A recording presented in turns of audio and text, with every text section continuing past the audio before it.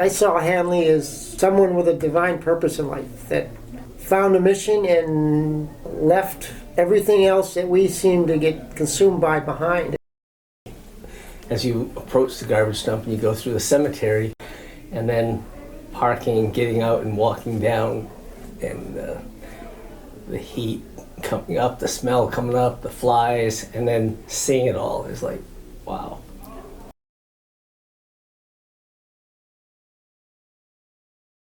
I've been involved with Safe Passage more or less since 2007. It started when our daughter, Lindsay, decided she wanted to go on the high school trip. Since my senior year of high school, so 4 to 5 years. And I just got involved May of 2018. Since about 2001, so 17 years, I think. Our first trip was in June 2005. We've been involved a year before that. Since, I would say, the beginning of 2004. Yes, I guess like since 2013, 14, somewhere in there. It's about 15 years, 16 years. Hanley Denning came to our church and put on a presentation. A friend of ours, Chip Griffin, told us about it.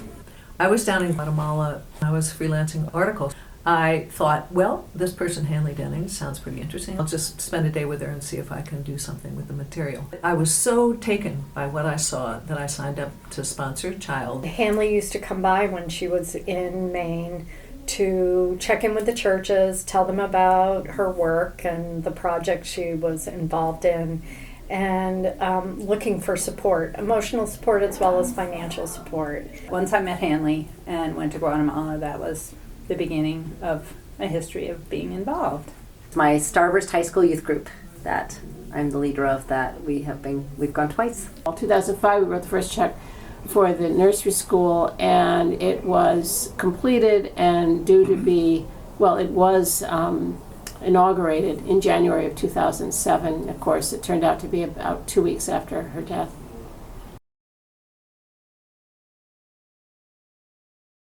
She was just so optimistic and so congenial, you know, and that was just a wonderful, wonderful characteristic of hers. And I think that's why she made people want to believe in her vision.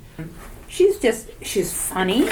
She is very sincere and really, really hardworking. She had a great laugh. Now, when Hanley wanted to do something, she was very persistent, and she had a way where you just couldn't say no to her. She would say, "Why can't we do that?" And it was, well, you just can't, you know, and she would not let go. There was a certain effervescence about her, and yet her dedication to her cause was relentless. At her funeral service in Yarmouth, and I got up and said, I have spent maybe less than 24 hours altogether, a total of 24 hours over 3 years in Hanley's company. And I came away with the feeling that I was not her best friend, but her second best friend. And everybody in the room nodded, and that's the way she was. It was not put on, that's the way she was. When she was with absolutely you, genuine. You were her friend, and it was special. Just extraordinary.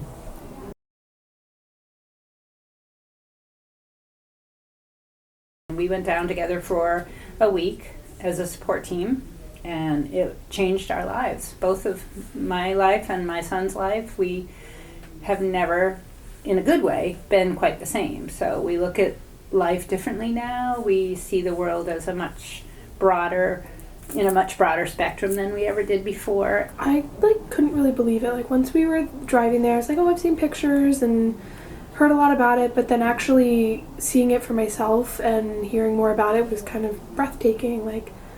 Wow, this is people's reality, this is what they do.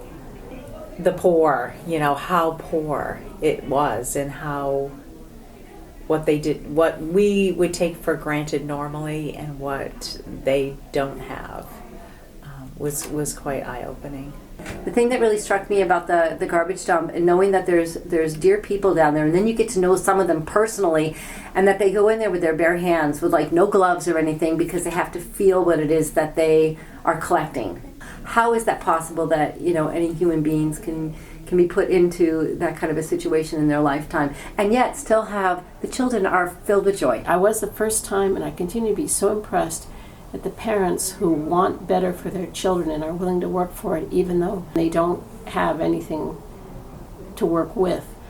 It was very clear to me that those parents would do anything so that their children could have a better life. When you look at deep poverty, what the face of deep poverty really looks like, it puts a spin on the privilege that I have in my life and not taking that for granted, and at the same time using that privilege in a way that can make a difference in somebody else's life.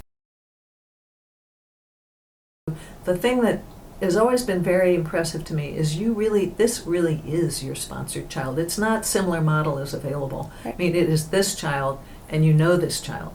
And that, for me, was very, very important. My hope and my dream for them, we want to go do good, absolutely, and I want them to find like another child that we can sponsor as a youth group. But besides that, for them, I want it to be life-changing. I want them to see that there are other people in the world that are more needy than them and that truly need them.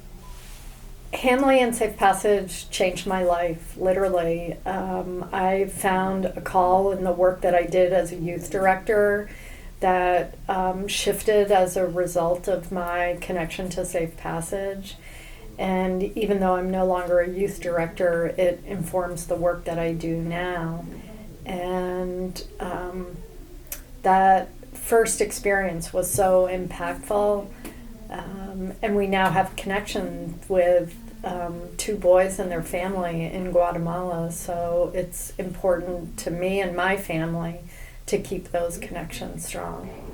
I met this little girl in the preschool. Her name was Lindsay as well. I came home and my dad's friend had been interested in doing some type of sponsorship and donating to a nonprofit. And so we kind of got in this great partnership where he was like, you can do all the communicating and you're up front, but I'll just, do the financial aspect of it. And it has just been incredible. But I think of Hanley and I think, what would Hanley do?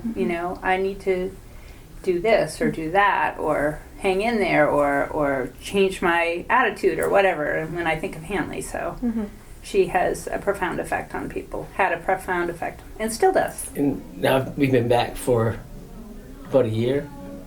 You get back into the everyday hustle and bustle, and life gets in the way.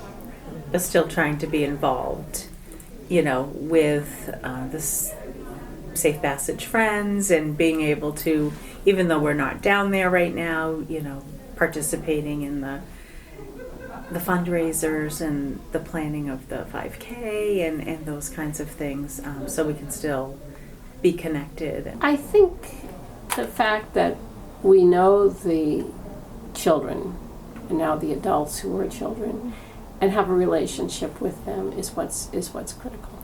It's an opportunity to make a little change in the world, and it's a tough world these days. So I don't see myself moving mountains like Hanley, but gosh darn it, I made change for one kid. Yeah, so and I hope to send that message out through my kids and their kids. That's my goal. So.